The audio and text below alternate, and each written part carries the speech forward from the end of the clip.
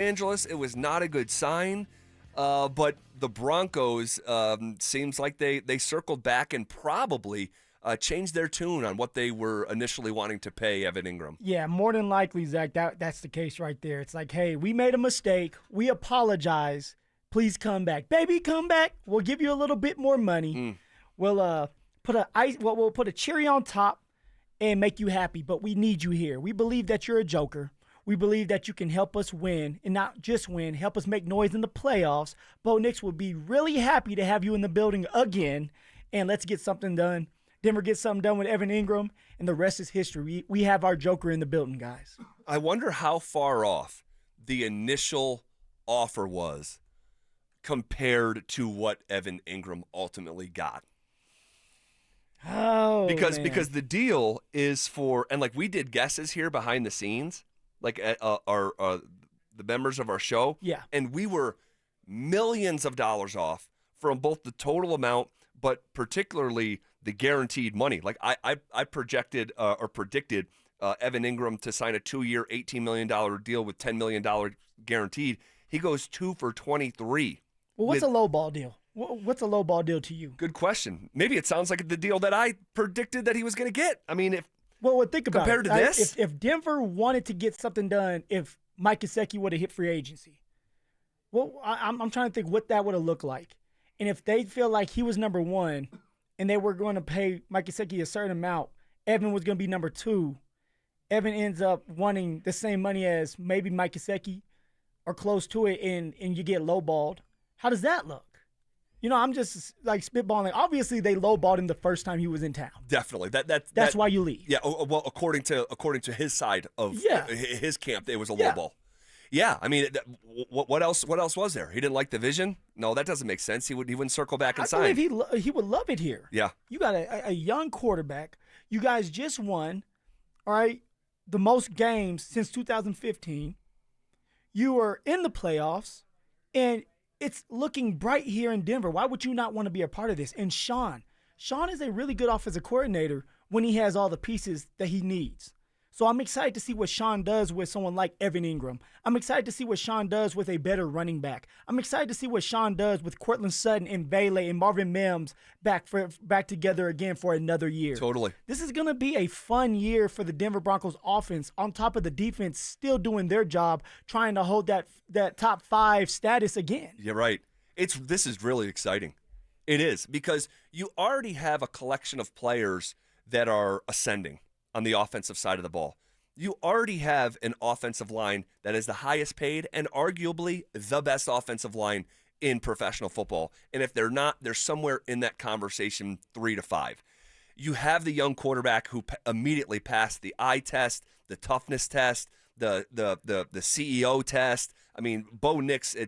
And then now you have the very accurate. Very accurate. Everything you want in a franchise quarterback, Bo Nix has showed us so far. Yeah. So you're starting to see this vision sort of crystallize and come into focus.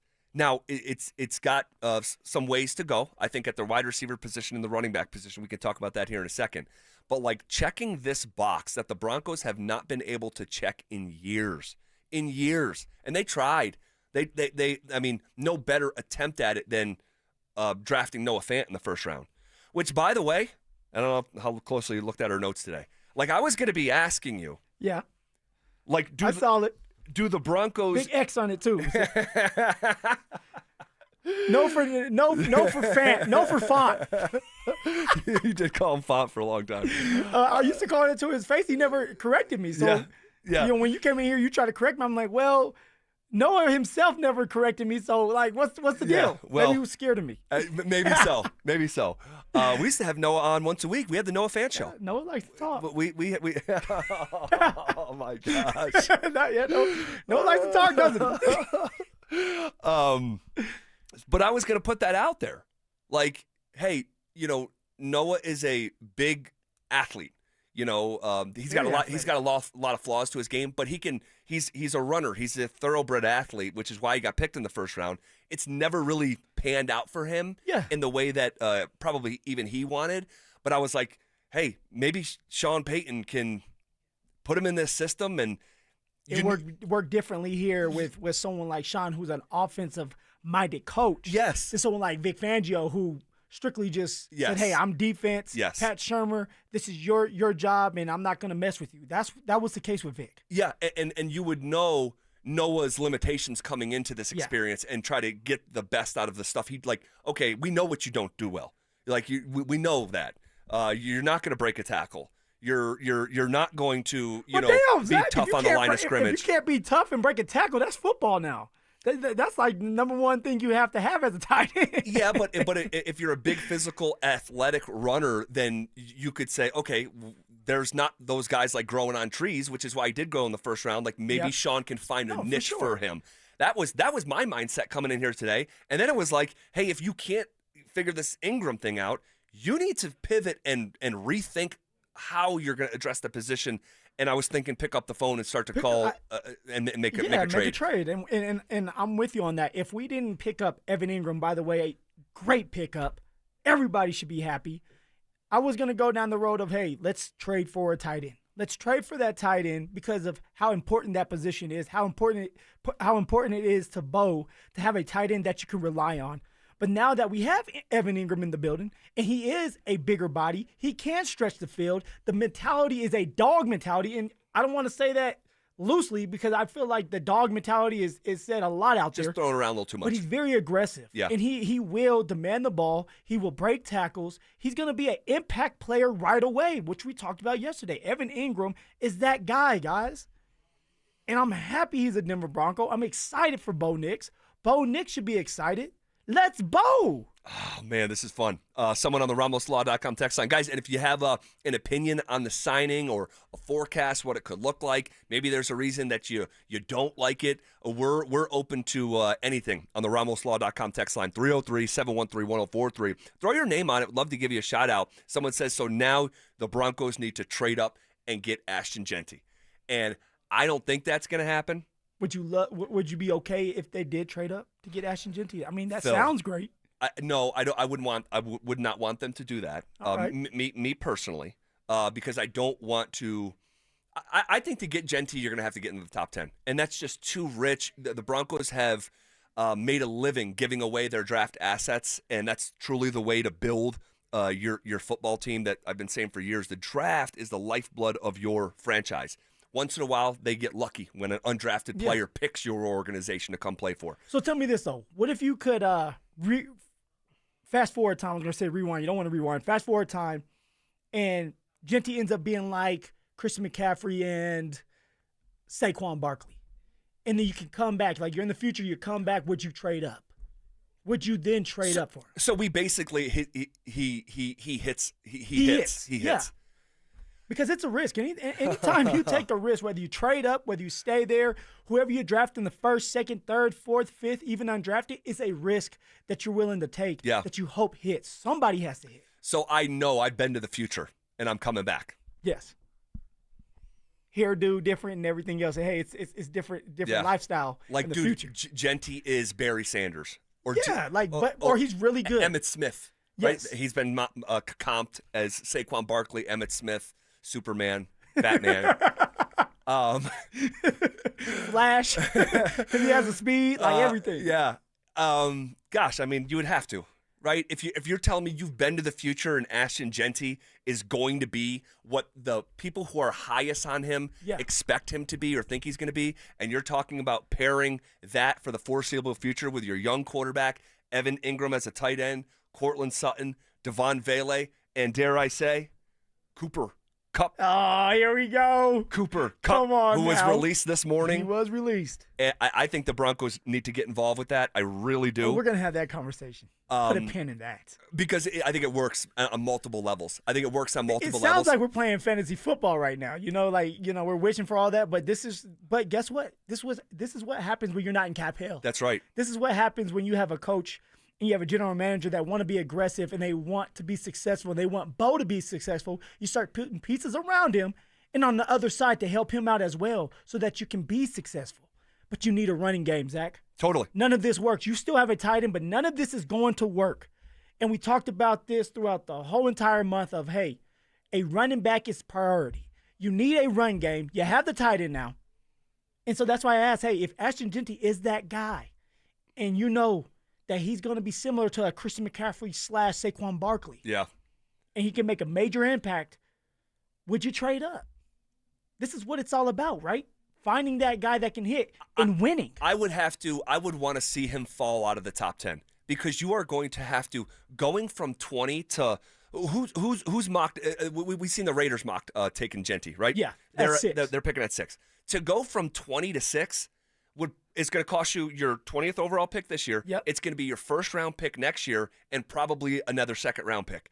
And that's just, it's such a okay, but think in a about class it. in a class that is so running back heavy. I agree, but this is where people are copycats in this league, and when we talk about all this stuff, just because somebody says this is a running back heavy class does not mean the running backs are going to be good.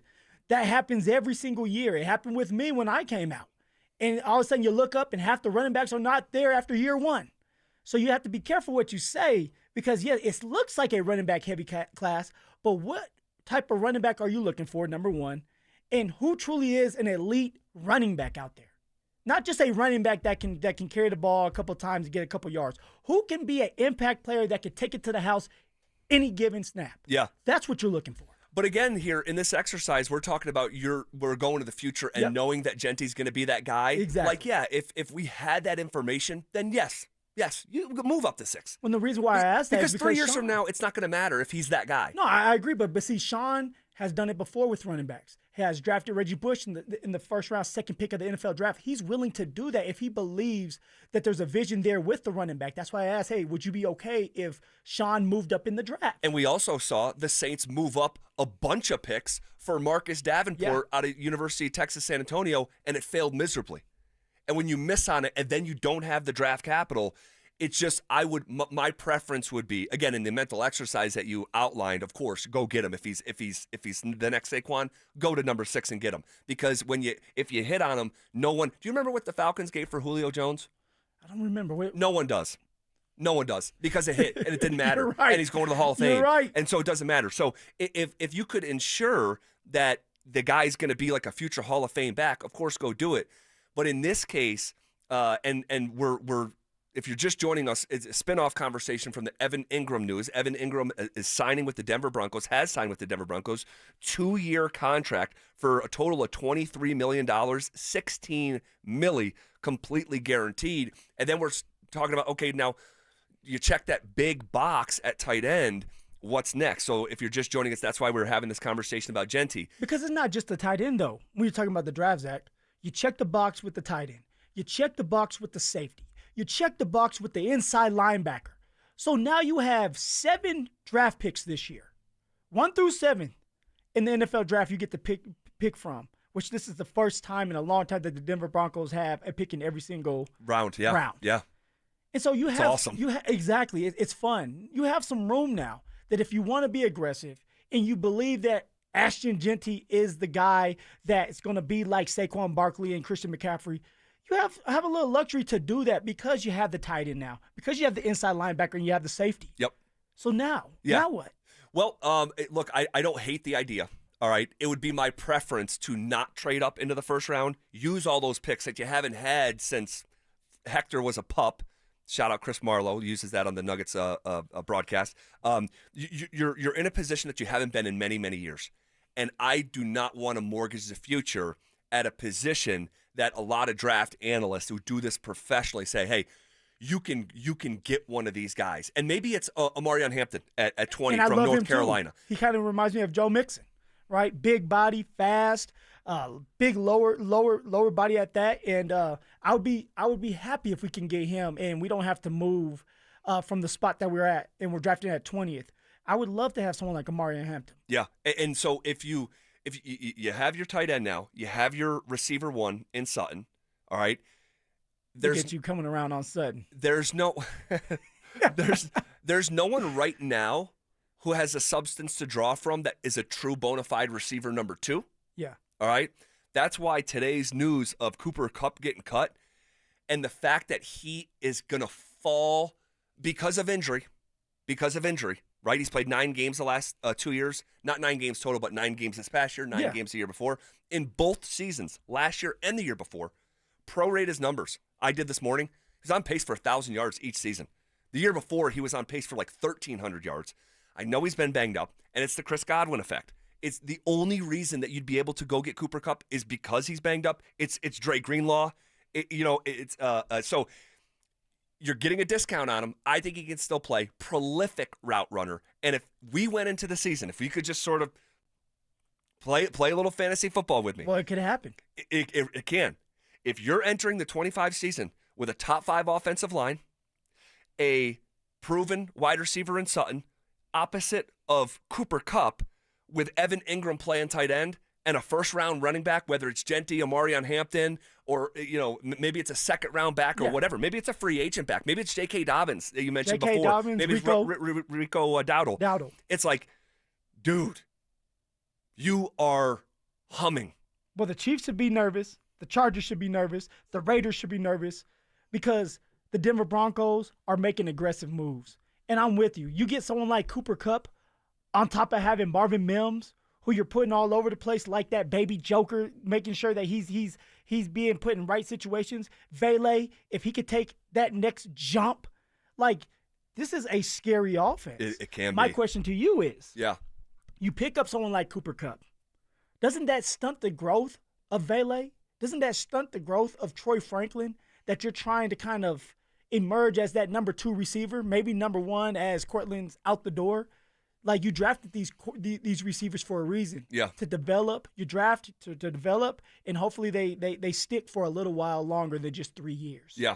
A fair question. But I'd say if there's one coach that I wouldn't worry about that, it's Sean Payton. Because this dude is psychotic when it comes to his personnel groupings. All these guys get so many reps, almost sometimes where it's like, makes me uncomfortable. Like, this is too much. Pare it down. Let's establish a hierarchy in a healthy way, and not so much sort of. Sometimes it can come across as random. I know it's not random to him, but I think that if you're taking this football team seriously, no one on this roster, from a wideout standpoint, has built up the trust that you can say with confidence going into the season, hey, this guy's a bona fide number 2. Like, they just, Mims has been too inconsistent, and some of that is probably on Sean. Yeah, get the belt out on Sean on that one. Vele has passed every test given his way. He just doesn't have enough of them. And I think that for Cooper Kupp, you probably don't want him, considering the last couple years, you don't want him playing 90% of your snaps. I think you get the best of him if you actually reduce his roll down. So, long way of answering your question. It would not prevent me from going out and signing him. Here's the issue now, all right, because you want to go out and sign him. So does 3 or 4 other teams. Sure. Someone like the Kansas City Chiefs, I've heard, are in on Coop. Yep. And they want him, and they feel like he can make an impact right away. Hopkins is not coming back for the Chiefs. So now they want another veteran presence in the building. Baltimore, right? Yep, went to Baltimore. Yeah. And so you're competing with other teams. Are you willing to give Cooper Kupp more money than what he's gonna probably ask for? Because he's gonna want to break the bank for his last contract, Zach. Just like Evan Engram has broke the bank. Yeah. Because of, hey, you know what? I left the building. You guys couldn't get something done with me. Now I want to sweeten the pot. Now I want more money than what I asked for the first time. Cooper Kupp may be in that same boat. This is my last huge contract. I want to win. Are you willing to give me what I want?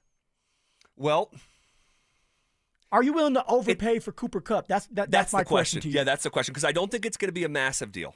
It's not going to be a massive deal. His market value, according to SpotRack.com, and guys, this is just sort of a template. This is not the gospel here, because it just takes one team, as Denver showed an hour ago with Evan Engram. And if you're just joining us, Evan Engram is coming to Denver on a 2-year deal worth up to $23 million.